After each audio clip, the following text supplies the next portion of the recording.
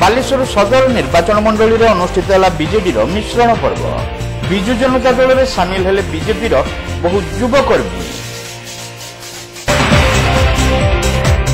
मुख्यमंत्री नवीन पट्टनायक लोकाभिमुखी कार्य, स्वच्छ शासन, निर्मल भावमूर्ति, नीति और आदर्श एवं बालेश्वर सदर विधायक स्वरूप दास जनसेवा कार्य रे अनुप्राणित होई बहु युवक बीजेपी छाड़ी विधिवत भाव विजु जनता दल में सामिल होइछन्ति।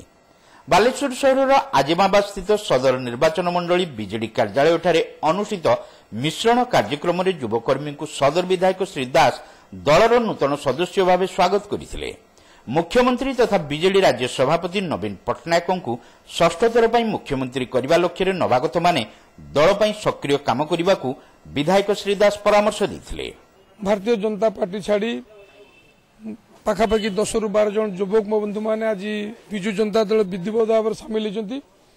जो 10 जन आज सामिल होती सहर विभिन्न जगार, तो आगामी दिन नेतृत्व में आहरी 100 ରୁ 150 कर्मी विजु जनता दल सामिल हेबे। आम दल को युव संगठन जो मैंने दायित्व अच्छी स्वागत कलु। युवपीढ़ी जो दल रे निश्चित भाव से दल मजबूत हम। आज प्रिय मुख्यमंत्री नवीन पट्टनायक नेतृत्व को चिंताधारा को सम्मान दे जो मैंने आज भारतीय जनता पार्टी छाड़ी विजु जनता दल सामिल होती मुझे स्वागत करुच्ची। आशा करुच्ची युवपीढ़ी नेतृत्व में आम विभिन्न व्यवस्था, सामाजिक व्यवस्था हो बा डेभलपमेंट कार्यक्रम खूब सुरखुर भाव खूब भल भाव में आगामी दिन सहर में युवक मान नेतृत्व माननीय मुख्यमंत्री जो प्रकार व्यवस्था कर आशा करी हृदय से कथा छुई से विधिवत भाव में विजु जनता दल सामिल होती।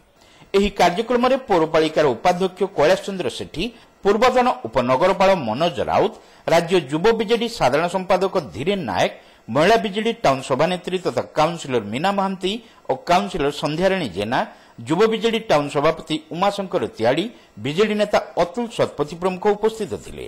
ରତିକାନ୍ତ ବେହେରା, ସୁରଜିତ ସରକାର, ଦୟାଧର ପୃଷ୍ଟି, ଦେବାଶିଷ ସାହୁ, ଆଶିଷ ଦାସଙ୍କ ନେତୃତ୍ୱରେ ବହୁ ଯୁବକ ବିଜେଡିରେ ସାମିଲ ହୋଇଥିଲେ।